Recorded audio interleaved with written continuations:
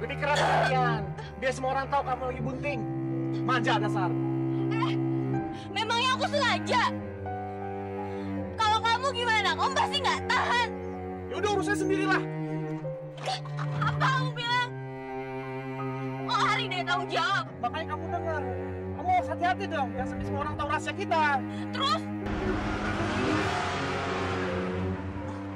Aku Neng Noni.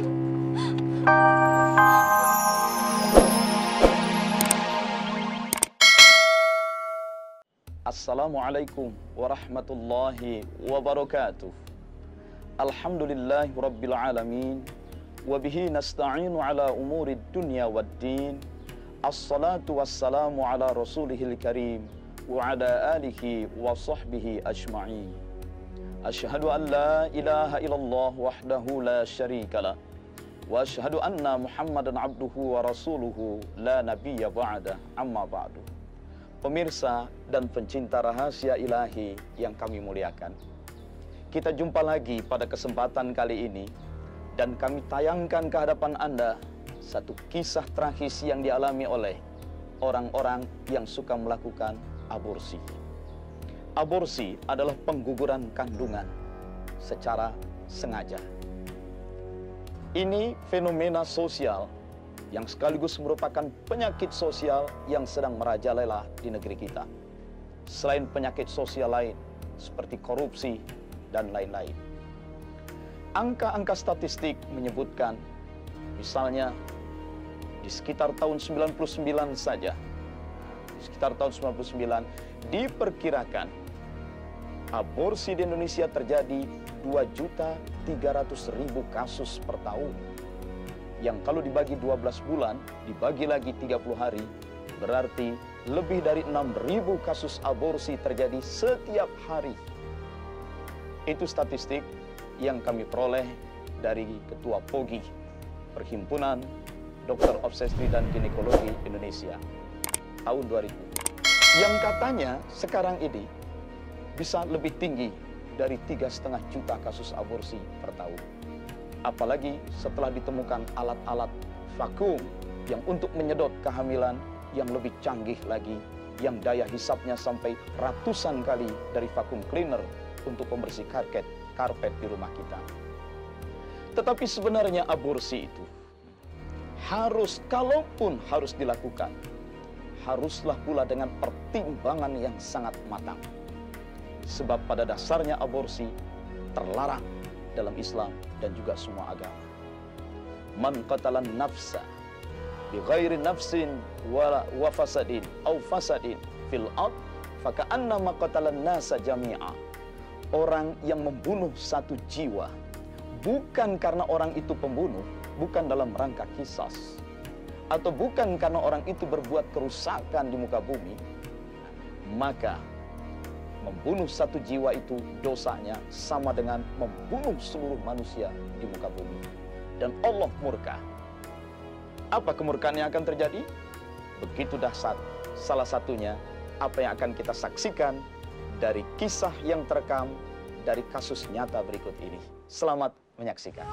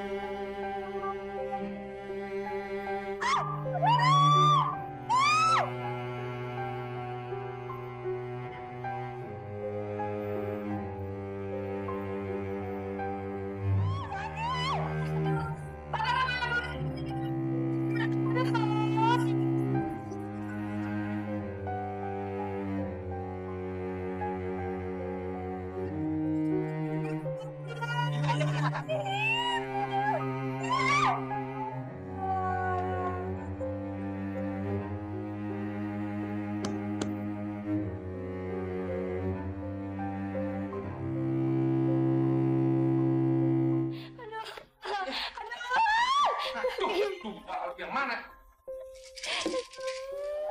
Aduh, sakit. Aduh. Yang ini? Ya. Aduh. Ini.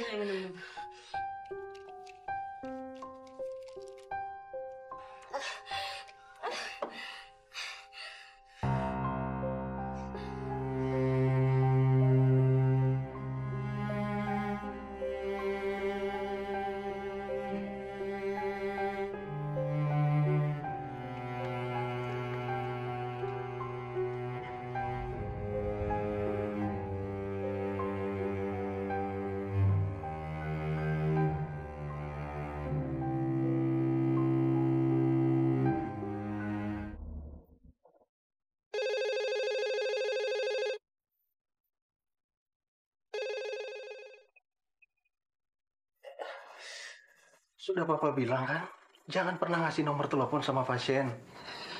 Ya begini ini kan jadinya. Mama nggak pernah ngasih, Pak. Nggak mungkin. Itu telepon pasti dari pasien.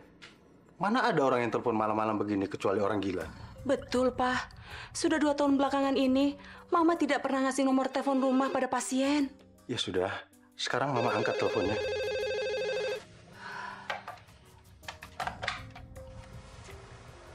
Halo, Ya, halo. Dokter Intan. Maaf saya mengganggu. Saya Kusni, suaminya Dokter Dewi. Oh ya, Pak Husni. Ada apa? Saya mau tanya, Dok. Sebetulnya penyakit istri saya itu apa? Istri Bapak tidak sakit apa-apa. Memangnya kenapa, Pak? Enggak, begini, Dok. Baru saja dia kesakitan seperti tadi siang. Perutnya melilit-lilit, katanya seperti ada yang menusuk-nusuk. Hasil ronsen, semua saya sudah lihat dan tidak ada apa-apa, Pak. Ya. Tapi kenapa begitu, Dok? Baru saja dia menjerit-jerit sambil berguling-guling, Dok. Terus? Ya, saya kasih pil dari dokter tadi. Sekarang dia sudah tidur, Dok. Pak Kusni, begini ya, Pak. Dokter Dewi itu cuma kecapean. Dia butuh perhatian dari Bapak. Apa tidak sebaiknya Bapak ambil cuti, lalu ajak Dokter Dewi keluar kota? Dan satu lagi, Pak. Saya minta tolong disampaikan kepada Dokter Dewi, supaya Dokter Dewi lebih mendekatkan diri pada Allah Subhanahu wa Ta'ala. Berbanyak doa dan sholat malam, Pak. Baiklah kalau begitu, Dok. Terima kasih banyak. Salam buat Pak Firman ya. Iya, Bapak. Sama-sama. Ya, malam, Dok. Malam, Pak.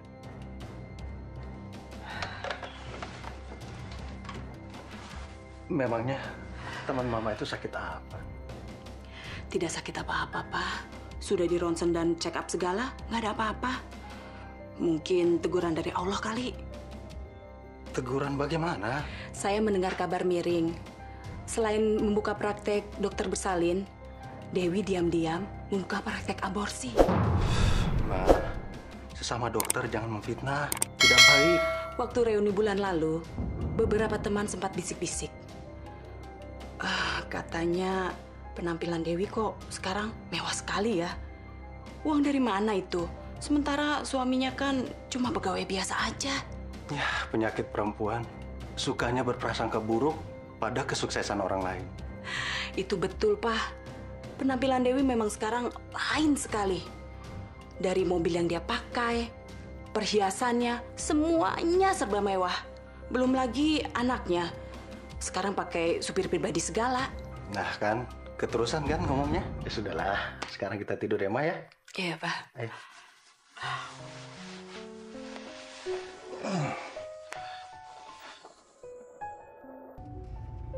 Terus, ngebut, terus. Lebih cepat lagi aja, Di. Lebih cepat. Dia nabrak, mati sekalian. Lebih baik mati daripada kamu nggak tanggung jawab. Kamu gila apa? Kau bisa ngebayangin gak sih kalau kita tiba-tiba nikah? Terus kuliah gimana? Terus kalau itu bayi sudah lahir? Kau mau naik PN di kampus gitu? Itu udah resiko kita, Di. Resiko. Mau sih enak. Kalau kita sungguh-sungguh pasti akan ada jalan, Di. Aku belum siap. Pokoknya itu kandungan harus digugurkan. Gak mungkin ini 3 bulan. Awas! Gak mungkin. Mungkin! Kalau kamu mau turutin kata-kata saya, dan semua akan beres. Mau?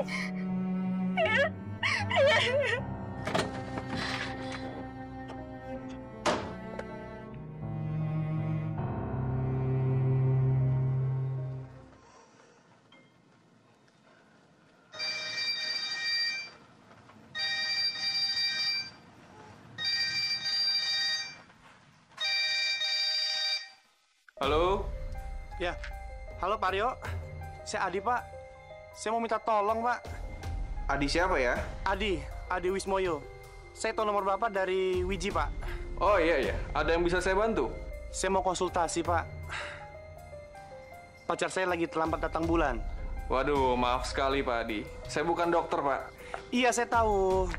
Tapi kan Bapak kenal dokter yang bisa membantu saya. Oke.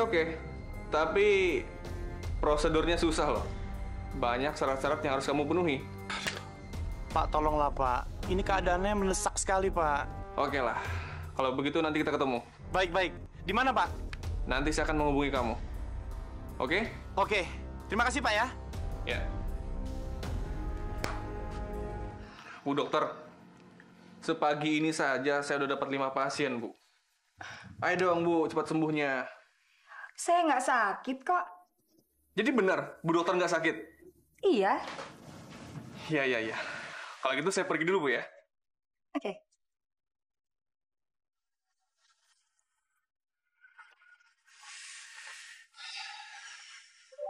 Kalau melihat tampangnya si Aryo itu, rasanya Papa ingin mengusir saja dia itu. Jangan begitu, Pak. Biar gimana juga kan dia itu banyak jasanya sama kita. Jasa apa? Dia itu sudah menjebak Mama untuk melakukan aborsi secara ilegal. Sudahlah, Pak. Kenapa sih selalu kembali ke persoalan itu? Ma, sadar, Ma. Kamu itu dimanfaatkan oleh si Aryo. Dengan begitu dia itu dapat uang banyak tanpa harus kerja. Papa jangan picik begitu. Emangnya gampang cari pasien? Biarpun dokter, kalau kita nggak punya kenalan, juga akses ke mahasiswa, mana ada yang datang? Lagi pula penghasilan dia juga nggak seberapa kok. Nggak sampai 15% dari penghasilan saya. Mama, ini bukan persoalan uang, Ma. Cukup, Pak. Papa ini nggak sadar ya? Kita bisa hidup seperti ini, punya rumah mewah, mobil bagus, hidup terpandang. Itu kan juga karena kerjaan saya. Jadi Papa jangan banyak ngomong ah.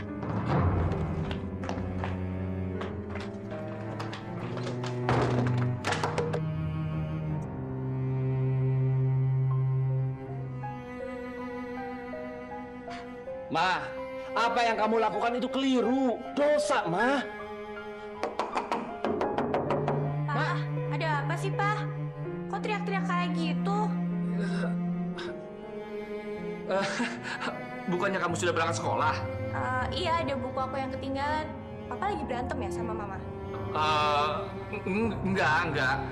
Mama lagi mandi, terus pintunya dikunci. Jadi Papa teriak-teriak minta dibukakan pintu. Mau bareng sama Papa? Nggak usah deh, Pak. Pak Sobir udah nungguin di depan kok. Mari, Pak.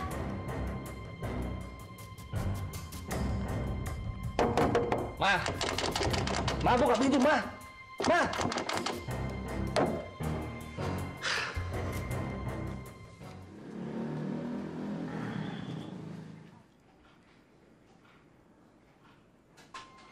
Wah, Pak, ini syarat-syaratnya banyak sekali, Pak.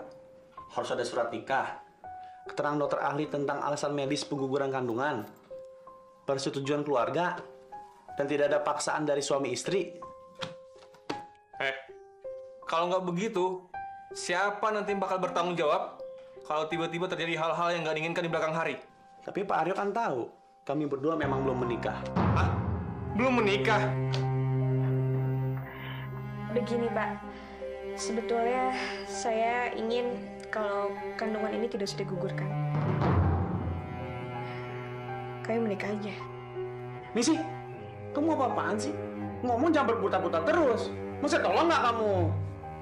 Kita nikah aja, Dik. Nikah aja sama kambing. Belum tentu itu anak saya. Oke. Kalian selesaikan dulu persoalan ini. Kalau udah selesai, baru panggil saya. Tapi ingat, saya nggak mau ada kekerasan.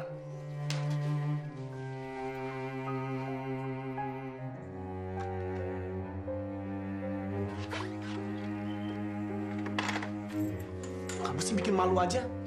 Udah ikutin saja apa yang aku bilang. Gak mau. Saya takut. Kamu sih enak tinggal ngomong. Tapi kan saya yang ngejalanin. Makanya aku pengen nolongin kamu biar kamu nggak sendirian. Dari tadi tuh ya, kamu bilang nolongin melulu. Apa yang bukan tanggung jawab kamu? Kamu mau cuci tangan? Iya. Jangan teriak. Biar aja, biar semua orang dengar. Bisa bandit, mau enak sendiri. Kau panggil aku bandit. Kalau nggak mau disebut bandit, kamu harus tanggung jawab. Makanya. Ini tuh mau enaknya sendiri. Cepat. Kamu ikutin kata-kataku atau aku tinggalin kamu? Nggak bisa. Kamu harus ikutin cara aku. Kita harus nikah.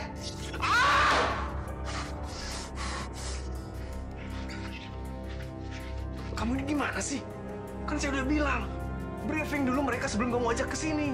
Jelasin segala sesuatunya. Sudah, Bos. Saya sudah menjelaskan semuanya. Mungkin yang perempuan grogi. Bos terlalu serius mendekati mereka kali. Saya memang harus begitu. Kalau nggak bisa kebobolan kita. Kamu mau masuk penjara? Ya enggak lah, Bos. Tapi benar, dia bukan polisi. Bukan, Bos. Saya berani jamin.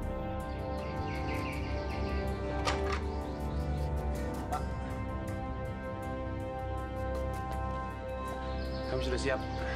Baik.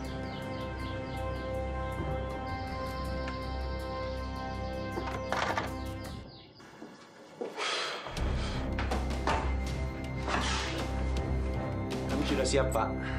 Tapi Bapak kan tahu, kami tidak mungkin bisa memenuhi syarat-syarat yang ada di sini. Tanpa kalian penuhi syarat-syarat ini, dokter mana mau melakukan aborsi? Pak, tolonglah, Pak. Ini keadaannya mendesak sekali. Baik, begini aja. Mengenai surat nikah dan surat dari dokter bisa saya usahakan. Tapi untuk pernyataan lainnya, harus kalian isi sendiri. Baik, Pak.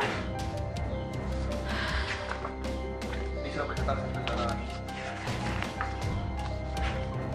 Dan ini Richard biayanya. Tempat praktek dokternya di sini, Pak. Tanda tanganin saja dulu. Nanti kalian saya antar. Nama dokternya siapa?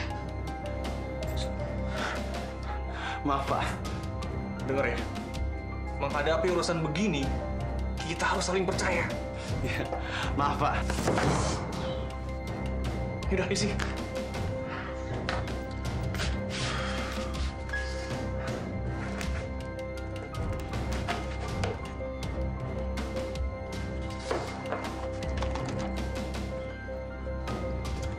Ayo.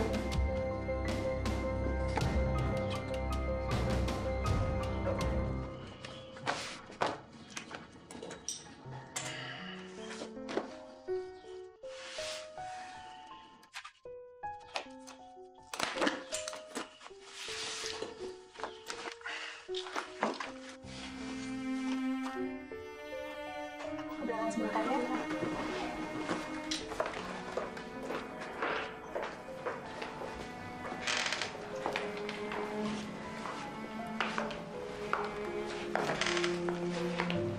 Ibu Ningsih, silakan masuk. Ayo, ayo. Ayo, biasanya.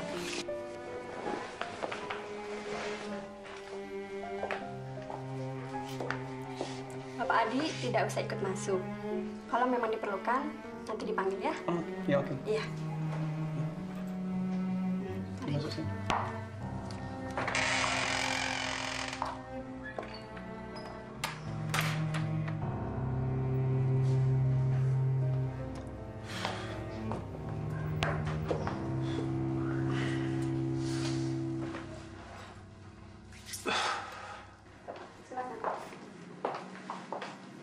Silakan aja, Mbak.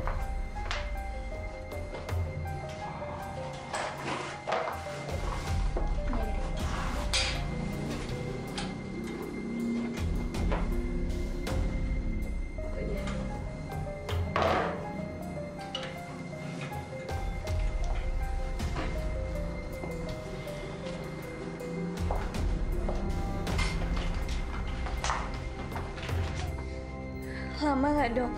Enggak, cuma penanganan ringan. Sakit nggak? Tenang aja, nanti saya bius biar nggak sakit. Sus.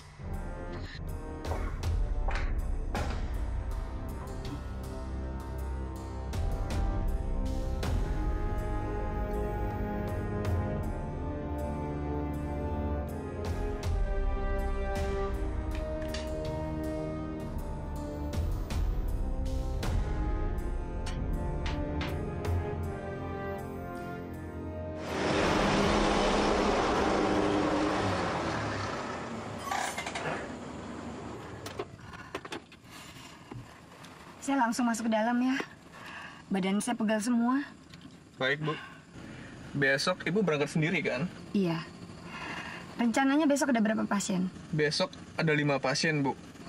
Bagus. Kamu jaga ya. Jangan sampai ada masalah. Ya. Baik, Bu. Semuanya sudah saya teliti. Oke. Besok kamu jangan telepon saya di rumah sakit. Kita ketemunya di klinik aja, ya? Baik, Bu.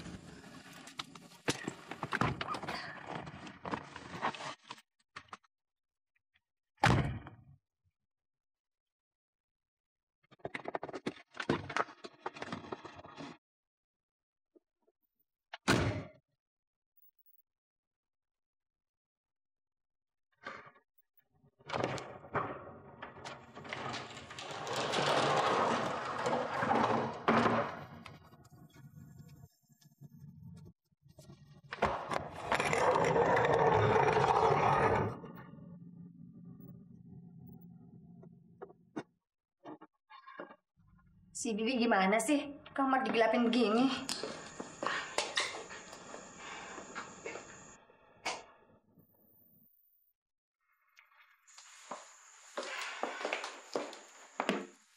Apa maksud Mama? Seharian handphone dimatikan. Papa telepon ke rumah sakit, Mama tidak mau terima. Jelas. Tadi siang banyak pasien.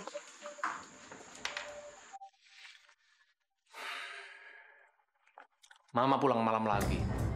Itu artinya Mama telah melakukan aborsi lagi kan? Itu dosa, Ma. Dosa. Kenapa sih Papa ngomong gitu? Saya kan cuma nolong orang. Menolong orang itu dalam hal kebaikan, Ma.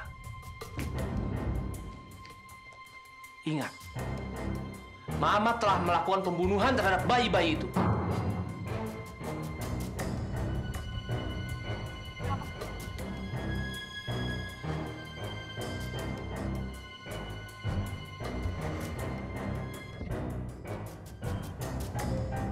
Jawab dengan hati Mama sendiri. Mama merasa berdosa nggak melakukan semuanya itu? Enggak. Enggak. Lalu kenapa Mama selalu merasa sakit? Itu karena Mama stres. Mama akan dosa Mama sendiri. Papa sok tahu. Saya ini cuma masuk angin dan terlalu capek. Pak, sekarang ini zaman nuklir.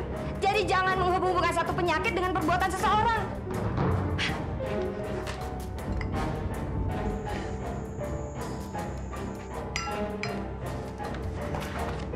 Tadi dokter Intan juga bilang sebaiknya Mama lebih mendekatkan diri kepada Allah dan berbanyak membaca Al-Quran. Apa? Papa konsultasi sama dokter Intan? Ya? Terus, Papa juga cerita apa yang Mama lakukan? Ya enggak. Tapi sepertinya dia sudah tahu. Pak, pokoknya kalau ada yang sampai tahu, Papa juga... Hentikan.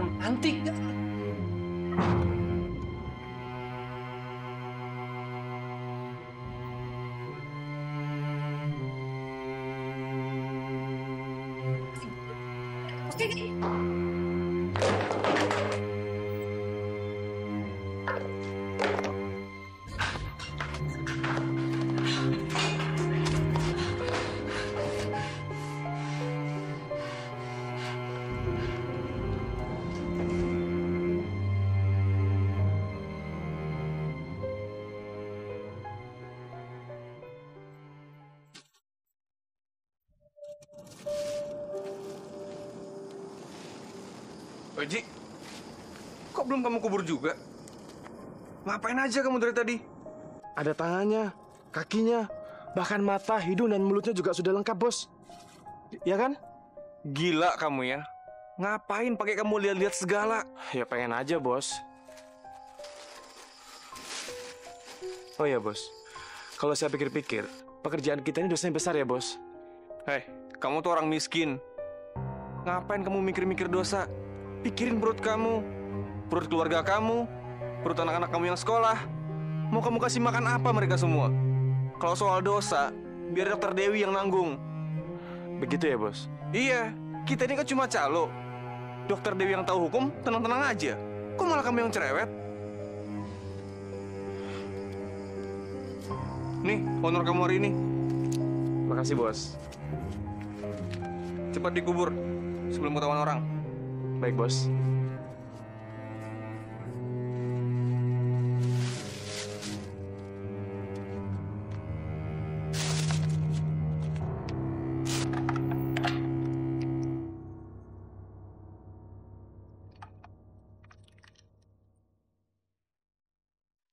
Udah berangkat kali.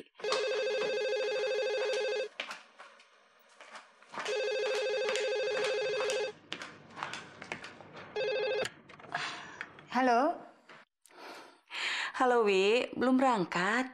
kebetulan lagi nggak ada tugas. Kenapa? Masih sakit? Siapa bilang aku sakit? Kemarin suamimu bilang kamu sakit lagi.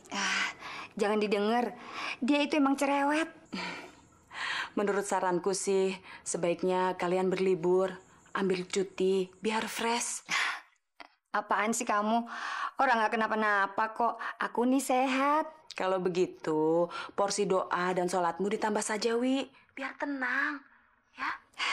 Intan, biarpun kita teman akrab, tapi kamu nggak berhak ngomong gitu sama aku.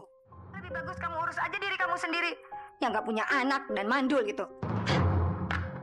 Brengsek.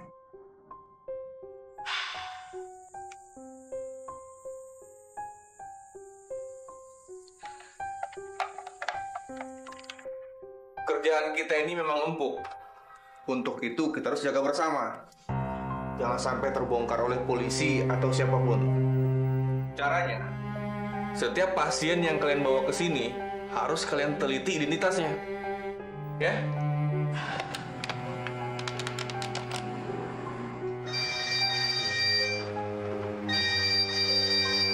Sebentar.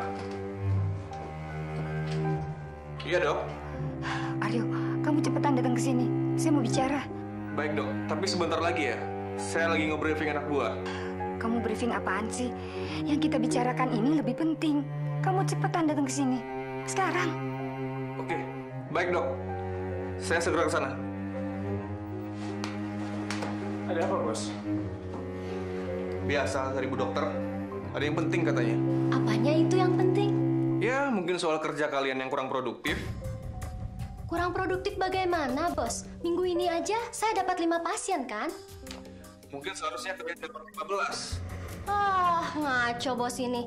Orang hamil itu kan musim-musiman, Bos. Emangnya rambutan musim-musiman? Betul itu, Bos. Lebih-lebih di kalangan mahasiswi. Kalau masa-masa 1 bulan, 2 bulan setelah ujian, Bos, pasti banyak mahasiswi yang terlambat bulan, Bos. Sudahlah. Saya pergi dulu. Bos.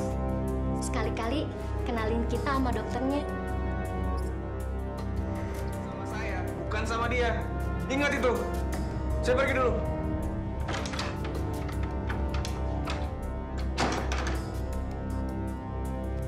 Gak bisa. Kalian itu kerja sama saya, bukan sama dokternya. Ingat itu. Ji, kalau ada kerjaan lain, kayaknya gue mau tinggalin aja kerjaan kayak ginian, Ji. Sama-sama nih. Aku lama-lama juga ngeri. Serem.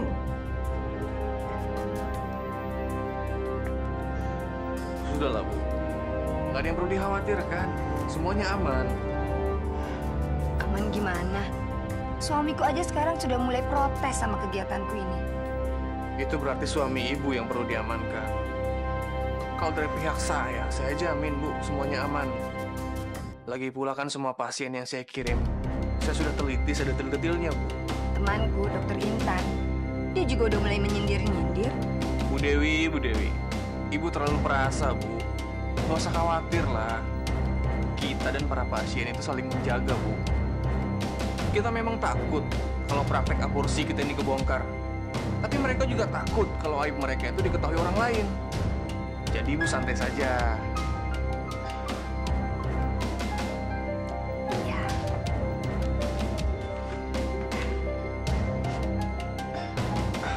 Bu, jangan di sini, Bu. Nanti ada yang ngelihat.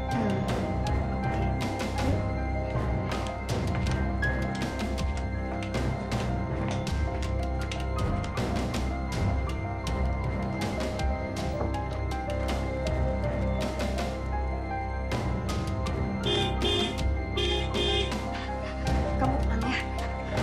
Tenang aja.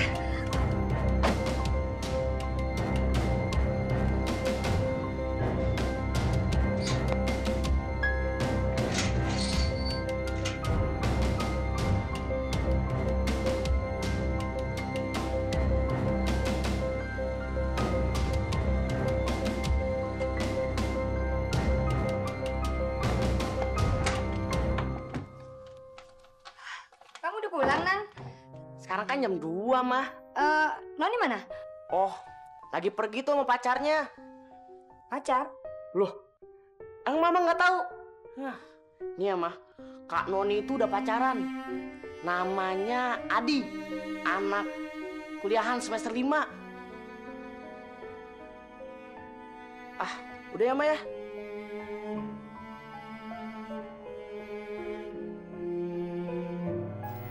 Baju kamu ganti. Masa pacaran masih pakai seragam? Kan malu dilihat orang. Tapi Noni nggak bawa baju yang lain. Pakai punya aku aja ya. Iya sini. Buka dulu bajunya. Enggak. Buka dulu. Enggak usah, didobel aja langsung. Ya udah nggak usah. Iya udah, aku pulang. Non, tunggu Non. Non. Playboy yang terpleset, emang ada? Playboy cap kampak kali ya. Lihat ya, kalau dalam 1 semester gue belum bisa dia, potong nih kuping.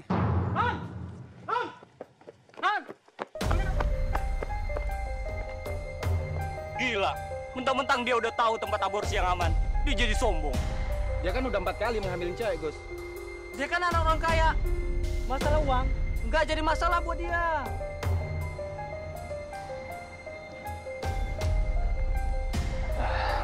Saya betul-betul sudah tidak tahan.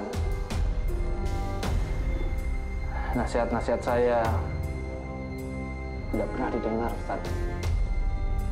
Dia itu merasa penghasilannya lebih besar, sukses, dan berpendidikan tinggi. Jadi semuanya serba hambar, Ustaz. Maaf Pak Kusni. Dari tadi Pak Kusni terus mengeluh soal sikap istri Bapak yang mau menang sendiri. Betul, Ustaz. Saya memang sudah nggak tahan.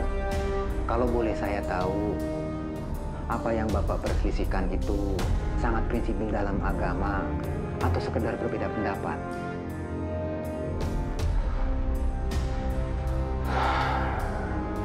Sangat prinsipil, Ustaz. Pak Kusni belum menjelaskan apa hal tersebut.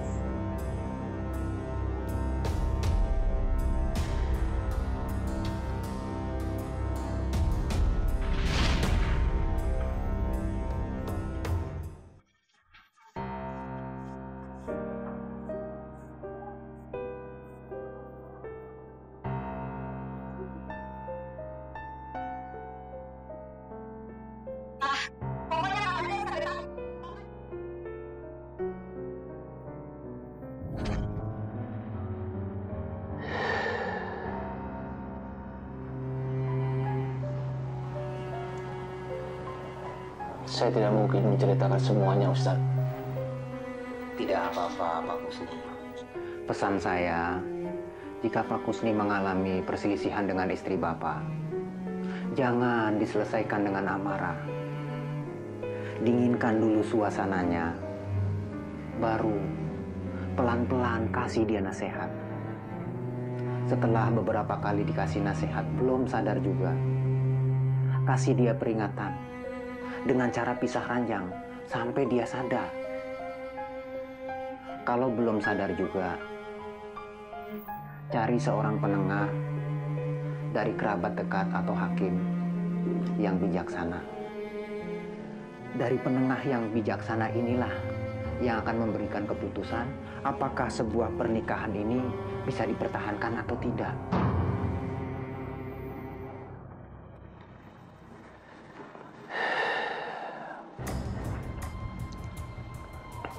Terima kasih, Ustaz. Ya. Baiklah, kalau begitu saya pamit dulu. Assalamualaikum. Waalaikumsalam.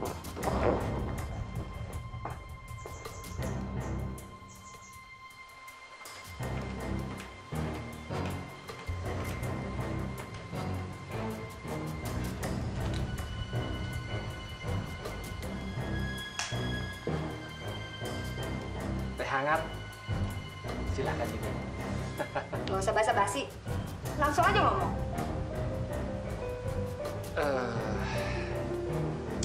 Begini, Ma. Kita kan sudah lama nggak pernah jalan bareng.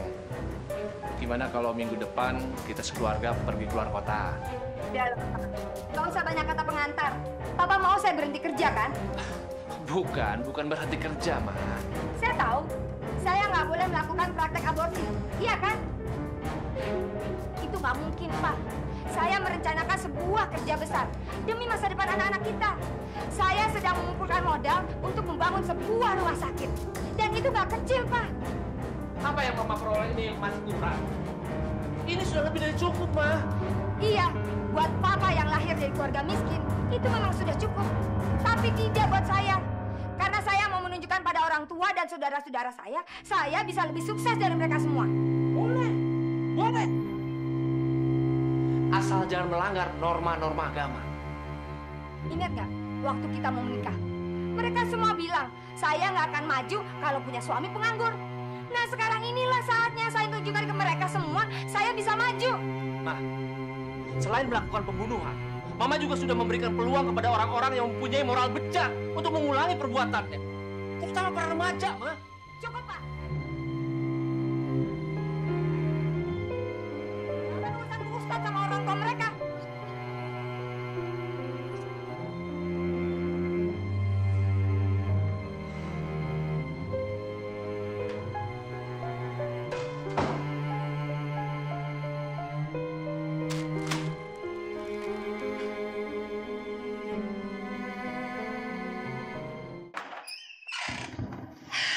Aduh, hari ini pasiennya benar-benar kelas berat semua.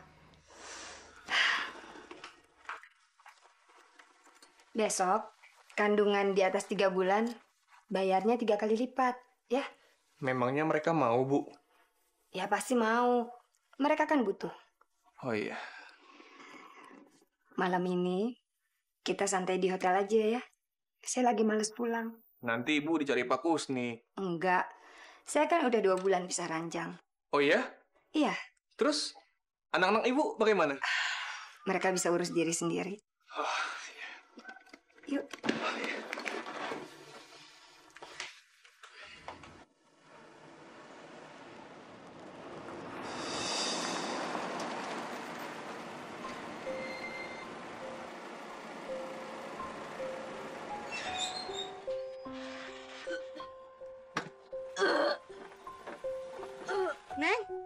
Neng Noni? Neng Noni? Kenapa, Neng? Masuk angin ya? Udah nggak apa-apa, Bi. Iya. Masuk ke sana lah. Neng Noni? Masuk sana, dengar nggak sih? Iya, Den. Neng?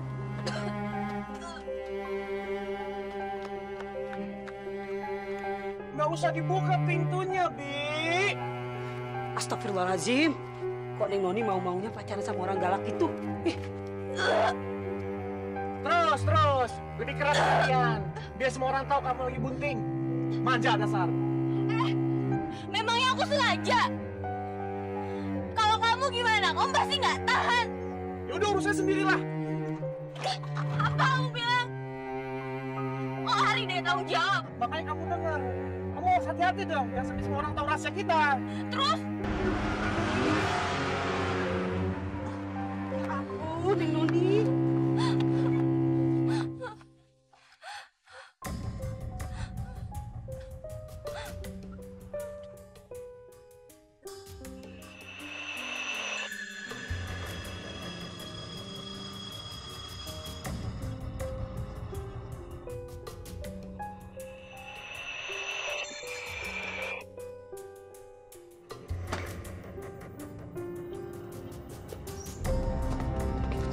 Bos, kita dapat kakap. Kakap? Kakap apanya? Bos, lihat aja dulu di dalam.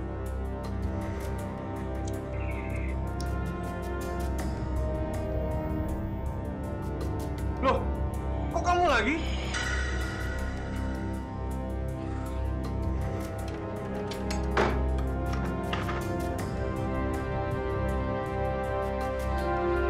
Ada apa lagi? Biasalah, Pak. Saya minta tolong. Ada mau aborsi. Nggak bisa. Cukup sekali saya menolong orang. Tapi ini darurat, Pak. Dia masih SMU. Tapi kamu sudah 4 kali ke sini. Itu itu berarti kamu sudah bermain-main dengan nyawa orang. Pak, tolonglah Pak. Bapak jangan menuduh saya seperti itu. Saya kan cuma perantara. Saya cuma mau nolong orang. Berapapun uang yang Bapak minta, pasti akan saya kasih. Oke. Tapi ingat ya, ini untuk yang terakhir kalinya. Iya Pak. Ya. Siapa nama gadis itu? Aduh, kok soal identitas, dia minta dirahasiakan Pak. Nggak bisa kalau begitu. Pak Rio, tolonglah Pak. Tuh, ini saya punya uang 20 juta. Yang penting keluarganya minta pelayanan yang spesial. Sehabis aborsi, langsung sembuh Pak.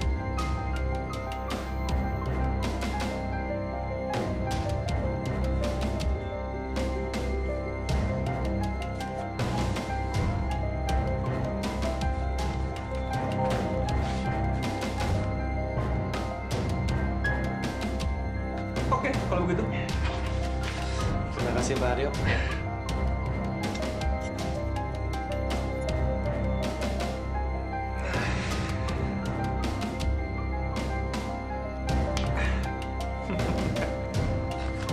Sus, saya ke kamar kecil dulu. Nanti pasien berikut langsung suster bius aja ya. Baik, Dok.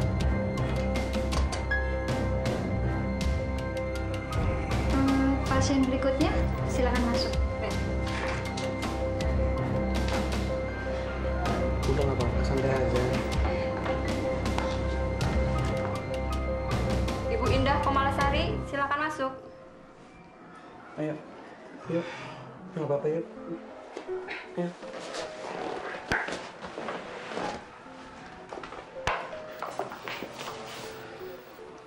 Suaminya tunggu di luar saja ya.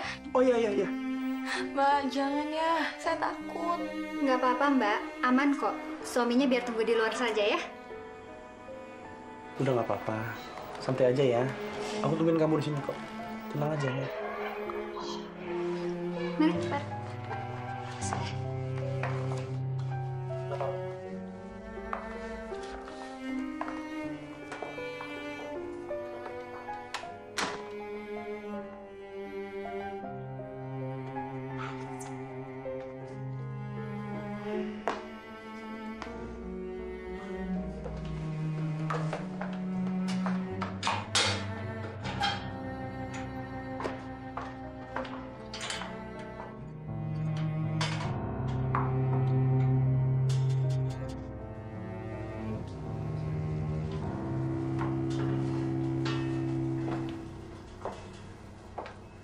Permisi ya.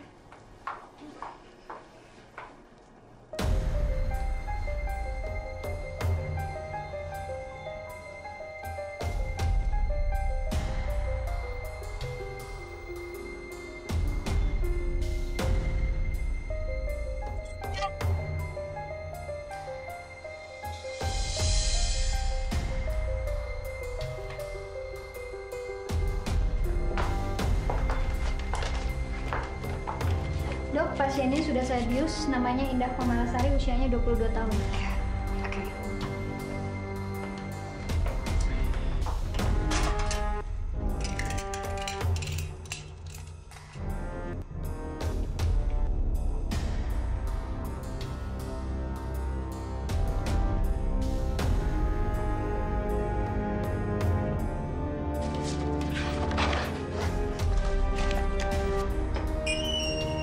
Pak Kusni nggak pulang. Malas. Di rumah panas. Rumah seperti istana begitu, masa panas? Yang panas itu hati.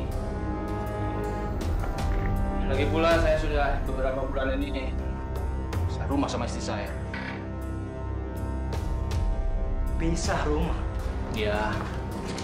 Sekarang saya tinggal di rumah kontrakan.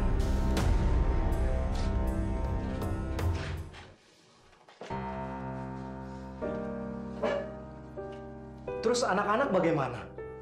Ya, mereka taunya sih saya tugas di luar kota. Gila. Jangan bilang siapa-siapa ya. Kalau memang sudah tidak bisa dipertahankan, mending cerai secara baik-baik. Ya, nggak segampang itu, Ban. Selain malu sama anak-anak, peraturan di kantor kita ini mempersulit pegawai yang mau cerai. Sebenarnya persoalannya apa sih? Sudahlah, ini rahasia.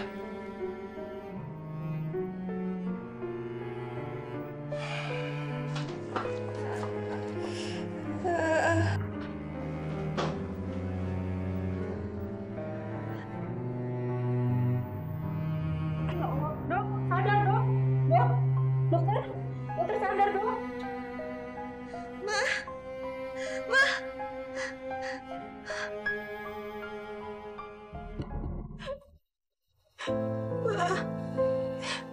Maafin Noni ya, Pak.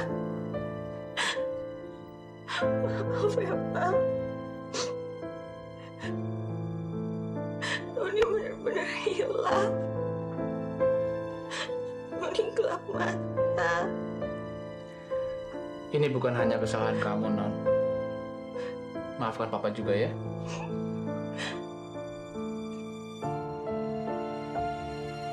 Neng, ini barang jahilnya.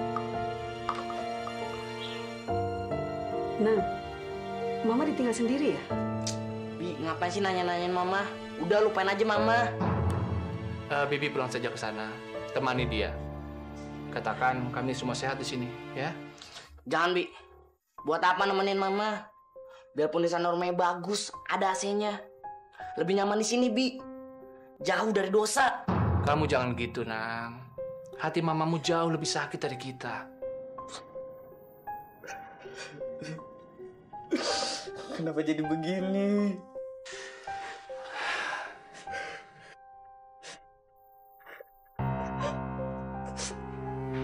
Udah urusan sendiri lah. Kamu bilang. Oh, ini tanggung jawab. Makanya kamu dengar. Kamu harus hati-hati dong. Jangan sampai semua orang tahu rahasia kita. Terus? Jadi biar semua gue yang atur kok. Kamu siap?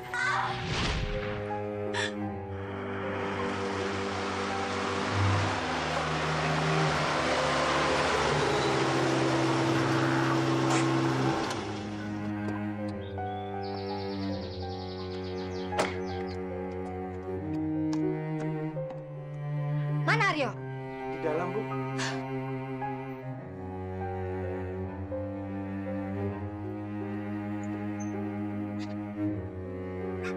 Ajar kamu ya.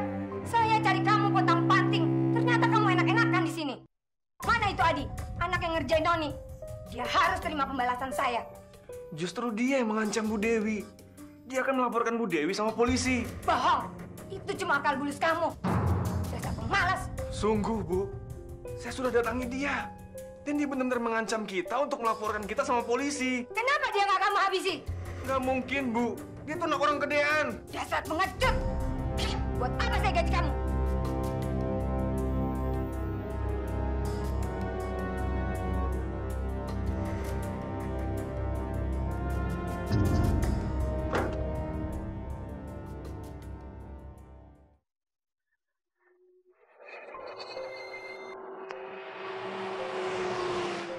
Sungguh, Bu. Saya sudah datangi dia. Dan dia benar-benar mengancam kita untuk melaporkan kita sama polisi. Kurang ajar.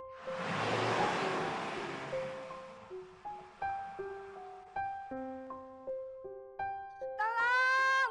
Tolong! Wah, siapa itu? Tolong! Kang, cepet Kang! Cepetan Kang! Tolong! Berhenti! Tolong!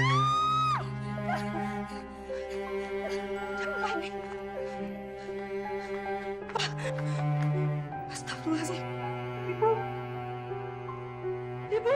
Ibu! Masya Allah.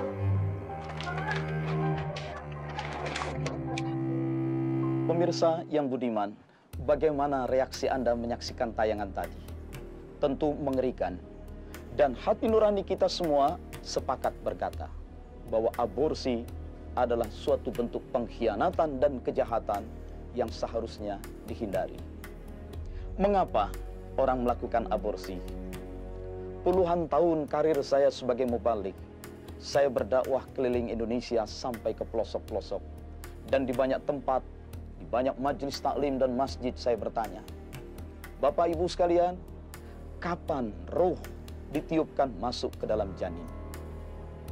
Kita tahu ketika sepasang suami istri kawin, terjadi percampuran mani. Mani laki, sperma, dan mani perempuan, ovum, bercampur menjadi nutfah. Nutfah akan menempel di dinding rahim sebelah dalam. Terjadi proses nidasi. Dan sebagai nutfah, mereka sudah hidup, mereka akan mengalami proses mitosis. Pembelahan diri, tumbuh berkembang, dan mula-mula tumbuh memanjang menjadi bentuk alaqah atau seperti lintah. Dan kemudian nutfah yang sudah menjadi alaqah pelan-pelan akan melepaskan diri dari dinding rahim. Saat itulah Quran menyebutnya mudghah. Ketika mudghah sudah terbentuk sebagai satu unit kehidupan yang terpisah dari ibunya, meskipun masih terhubung oleh tali ari melalui plasenta, maka mudghah akan tumbuh berkembang menjadi sempurna. Terbentuklah organ-organ tubuh, terbentuklah tulang struktur, sistem saraf, dan sistem hormon yang independen. Ketika mudghah sudah sempurna, apa kata Allah dalam surat Al-Mu'minun? Tsumma ansha'nahu khalqan akhar. Kemudian kami bangkitkan dia menjadi makhluk lain dari yang lain. Mengapa jadi makhluk lain dari yang lain? Karena ke dalam mudghah itu yang kita kenal sebagai janin, Allah kemudian meniupkan ruh. Fa idza sawaituhu, manakala tubuh biologis itu sudah kusempurnakan, wa nafakhtu fihi min ruhi, lalu kutiupkan ke dalamnya sebagian dari ruhku. Allah meniupkan manusia rohaniah ke dalam tubuh biologisnya. Nah, ini titik kritisnya. Muncul pertanyaan, kapan sebentuk janin itu mulai kemasukan ruh? Kapan manusia rohaniah yang dicipta oleh Allah di alam lahut mulai ditiupkan masuk ke dalam tubuh biologis, ke dalam bashar? Ketika saya tanya di banyak kesempatan, orang berkata 120 hari alias 4 bulan atau 17 minggu. Lalu, karena orang banyak memahami ruh ditiupkan 120 hari alias 4 bulan, maka kalau belum 4 bulan, belum 120 hari, ruh belum ditiupkan. Berarti boleh digugurkan. Ini suatu inferensi, suatu pengambilan kesimpulan yang keliru. Memang kalau dikatakan ruh ditiupkan 120 hari alias 4 bulan, orang dengan mudah membuat penafsiran terbalik. Dalam bahasa hukum positif, interpretatio a contrario, atau dalam istilah fikih disebut mafhum mukhalafah. Karena ruh masuk 120 hari alias 4 bulan, maka dipahami secara terbalik, asal belum 4 bulan, ruh belum masuk. Lalu boleh digugurkan. Benarkah itu? Saya tanya, dari mana Anda tahu ruh dimasukkan 120 hari alias 4 bulan? Mereka katakan, dari Ustadz. Adakah Ustadz di sini? Dari mana Anda tahu? Dari kitab. Apa dasar di kitab? Mana ayat Quran dan hadis yang menyebutkan itu? 120 hari. Bahasa Arabnya mi'ah wa ishri. 120. Tidak satupun ayat Quran dan hadis yang bicara mi'ah wa ishrin, 120. 120 bukan dari ayat dan dari hadis, tetapi dari tafsir, dari kesimpulan. Tafsir atas apa? Bukalah hadis sahih Muslim. Di situ dikatakan, sesungguhnya kamu semua dihimpunkan penciptaannya di dalam perut ibumu arba'ina yauman, 40 hari. Dihimpun menjadi nutfah 40 hari. Tsumma yakunu dzalika, tsumma yakunu fi dzalika, kemudian itu nutfah tumbuh berkembang. Alaqatan, menjadi alaqah. Menjadi alaqah mithla dzalik, semisal itu. Tafsir tradisional mengartikan semisal itu artinya tambah 40 hari lagi. Jadi 40 hari jadi nutfah, kemudian 40 hari menjadi alaqah. Tetapi fakta ilmiah menunjukkan dari nutfah menjadi alaqah sebenarnya umur 19-20 hari. Maka makna semisal itu bukan tambah 20 hari, tapi bukan tambah 40 hari, tapi makna semisal itu adalah 40 hari yang sama. Menjadi nutfah 40 hari, lalu menjadi alaqah semisal itu dalam 40 hari yang sama. Tsumma yakunu fi dzalika mudghatan mithla dzalik. Kemudian dia tumbuh menjadi mudghah. Semisal itu pula dalam 40 hari juga. Tafsir tradisional mengartikan tambah 40 hari. Jadi 40 nutfah, 40 alaqah, 40 mudghah dijumlahkan 120. Padahal 40 sebagai nutfah lalu menjadi alaqah semisal itu dalam 40 hari yang sama. Lalu menjadi mudghah semisal itu dalam 40 hari yang sama. Kalau saja kita pelajari data-data embriologi, umur 4 bulan sudah terlalu besar dan sudah terlalu lengkap. Itu sebabnya Majelis Ulama awal-awal tahun 2005 kemarin mengatakan, kehamilan hanya boleh digugurkan bila akibat perkosaan dan sepanjang tidak lebih dari 40 hari. Kehamilan hanya boleh digugurkan bila akibat perkosaan dan sepanjang kehamilan itu tidak lebih dari 40 hari. Jadi bukan 120 hari alias 4 bulan, 40 hari.